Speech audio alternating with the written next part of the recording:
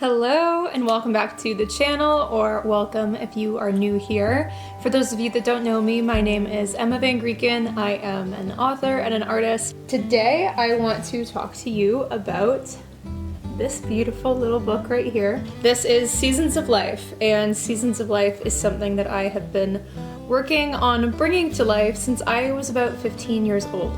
So when I was 15, it was December 19th of 2014. It was like 11 o'clock at night. I probably had homework. I was up way too late and school was the next day. And I remember pulling 8 freshly printed crisp sheets of paper out of my printer, stapling them together and feeling so proud of myself because that was the first ever piece of writing that I finished.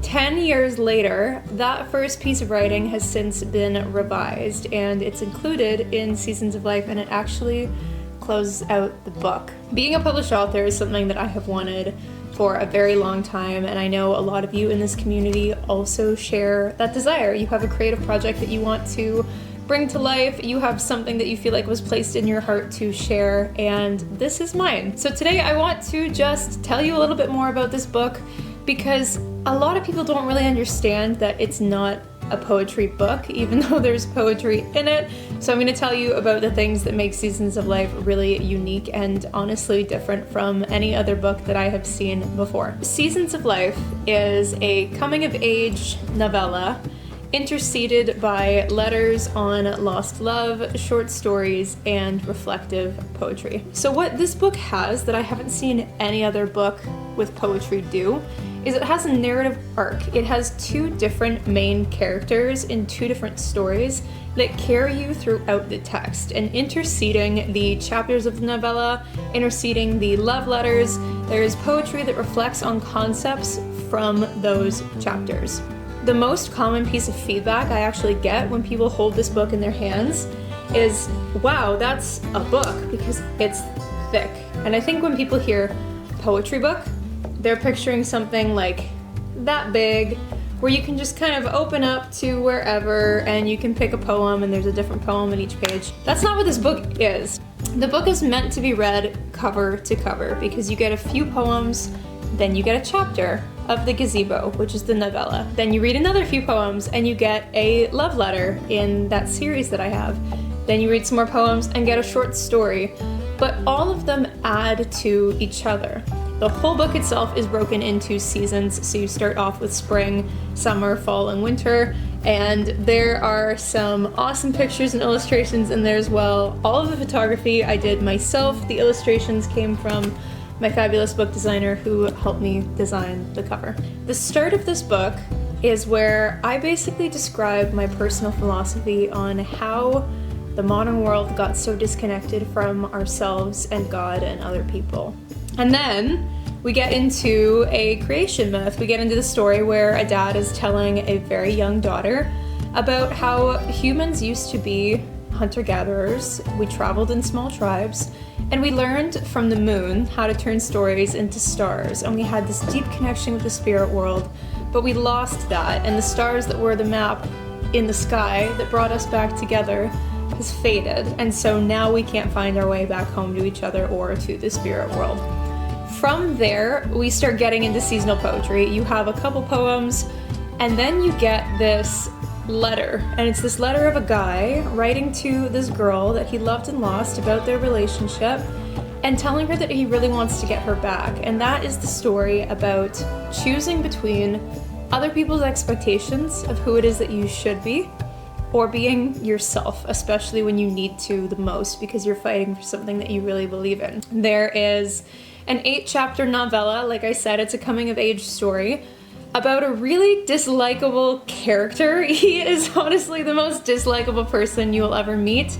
My goal with that novella was to make him absolutely despicable. Someone that you would just not want to be around, someone who does not have his life together. But he goes on his own hero's journey of understanding what his responsibility actually is in the world and to other people. And he really is a victim at the beginning of the story, whereas at the end, he's gone through his own personal transformation. I'm not going to spoil too much about that one because honestly, the small novel that's in Seasons of Life is one of my favorite parts. and you'll just have to read it for yourself. And then there are a couple other short stories in there. There's one about an old man who is just going about his day as he gently fades into the background of other people's lives. And there's a story about a younger man who starts to hear these voices in his head, and the more he listens to them, the more they demand from him, and they get him to write their dark stories in a book called The Trickster's Bible. Things that I am potentially scared and excited for about being a published author. I think what I'm most excited for about having this book in the world is I have wanted to be a published author since I was about 8 years old, and now this goal is something that's finally done. And I remember something that people always said to me was, I hope that when you finally become a published author, it feels like everything you expect it's gonna feel like. I don't think that people really understand that I was never trying to become a published author because I wanted recognition as a good writer. I was never trying to become a published author so that I finally felt good about my craft or valid as a creator. I was trying to become a published author because it's an insane accomplishment to be able to take that much work and turn it into something. And I've just had this on my heart to share for so long. I've had these in my Google Docs forever, and it was just time to bring them to life. Do I feel like how I thought I would feel when I'm a published author? Yes, but it feels incredibly normal. It feels like I've always felt. It doesn't really feel any different. Am I really proud? Yeah, I'm really proud. But at the same time, it's not like my eyes just snapped open and I went, oh wow, I'm a published author. I think a lot of the time when we think about accomplishing a lifelong dream, we imagine that it's gonna feel like we woke up somewhere in the future, the thing we've always wanted is done, and it's a big shock to our system. And because the entire process of bringing this book to life required a lot of different small decisions of commitment on my part, there's no big sense of shock or awe with the fact that it's done, because the fact that the book is done was a very natural consequence of the decisions I was making along the way. I am very excited for my launch party, which is coming up on November 24th. I'm really excited for potential other events. I want to go to a lot more bookstores, some libraries and galleries, and do chats not just on the book, but do chats on creativity. I share a lot of content here for creative entrepreneurs who want to follow through on a creative mission that they feel very called towards. And there are things that I've learned about creativity and about setting good routines and following through, just in the process of following through on this, that are so incredibly valuable and keep me moving forward even when I don't feel motivated or inspired to. And I would love to be able to share that with more people. I really think that now that I have this book, this is a new wave of my career. This is a new stage of me bringing more of my God-given gifts to life, and I'm really excited for that. I am scared. I'm a little bit scared that the book is going to disappear into obscurity because as a self-published author, you don't have a giant marketing team behind you. So everything that you are doing ultimately comes down to your ability to connect with other people, to do in-person events, and basically just to guerrilla market the book that it is that you've shared. So I do have a slight concern that the only people that are really gonna know about this book are my friends and family, people in my local circles, but at the end of the day, I think the best marketing for a good book is word of mouth. The other thing that I am slightly concerned about is how genre-less the book is. People who don't like poetry might not get this book because there's so much poetry. People who don't like short stories but love poetry might not get this book because there's a lot of short stories in here. And I've just decided to make this book about the message and not make it any one thing.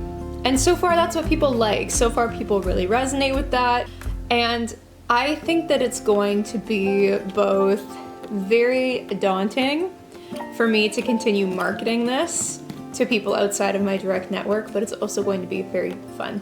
I think what I'm also most excited for is no one except my book designer and me have actually read the novella and the love letter series all the way through. People have read bits and pieces of my poetry, but they haven't read these bigger pieces of text that are inside Seasons of Life. And some people are still just learning that this is not a book with only poetry in it.